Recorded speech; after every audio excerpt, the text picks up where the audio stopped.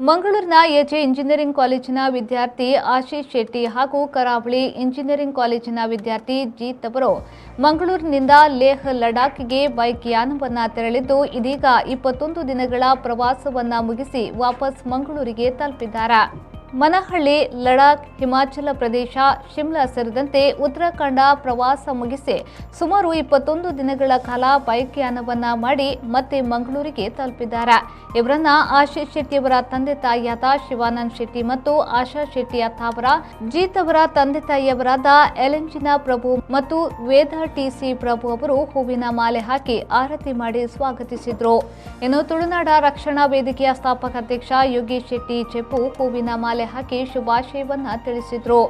ವಿದ್ಯಾರ್ಥಿ ಯುವಜನರಲ್ಲಿ ಸಾಹಸಯಾನ ಮತ್ತು ಫಿಟ್ನೆಸ್ ಹಾಗೂ ದುಶ್ಚಟ ಮುಕ್ತ ಸಮಾಜದ ಬಗ್ಗೆ ಜಾಗೃತಿ ಮೂಡಿಸುವುದು ನಮ್ಮ ಈ ಸಾಹಸ ಪ್ರಯಾಣದ ಆಶಯವಾಗಿತ್ತು ಎಂದು ಆಶೀಶ್ ಶೆಟ್ಟಿ ಹಾಗೂ ಜೀತ್ ಅವರು ಹೇಳಿದರು.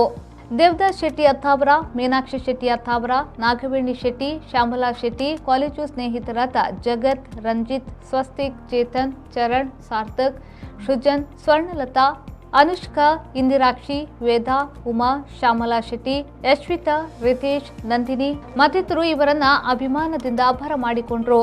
ಬ್ಯೂರೋ ರಿಪೋರ್ಟ್, ವಿ4 ನ್ಯೂಸ್, ಮಂಗಳೂರು.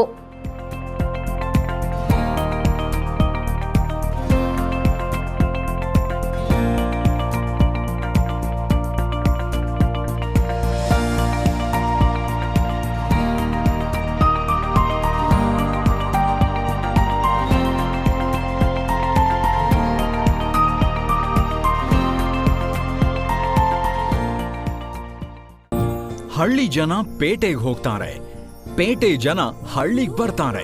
ಉಡುಪಿ ಜಿಲ್ಲೆಯ ಬ್ರಹ್ಮಾವರದಲ್ಲಿ ಸತ್ಯನಾಥ್ ಸ್ಟೋರ್ಸ್ ಬಟ್ಟೆ ಮಳಿಗೆ ಹೊಸ ರೂಪದಲ್ಲಿ ನವ ರಂಗಿನಲ್ಲಿ ನಿಮ್ಮನ್ನು ಸ್ವಾಗತಿಸಲಿದೆ. 20 ರಾಜ್ಯಗಳಿಂದ ಅಲ್ಲಿಯ ವೈವಿಧ್ಯಮಯ ಜವಳಿಯ ಸಂಗ್ರಹ. ಸತ್ಯನಾಥ್ ಸ್ಟೋರ್ಸ್ ಅಂದರೆ ಸಾಂಪ್ರದಾಯಿಕ ಮತ್ತು ಆಧುನಿಕ ಬಟ್ಟೆಗಳ ಮಹಾಸಂಗಮ. ಒಮ್ಮೆ ಭೇಟಿ ಕೊಡಿ, ನಮ್ಮ ಆತಿಥ್ಯ ನೋಡಿ.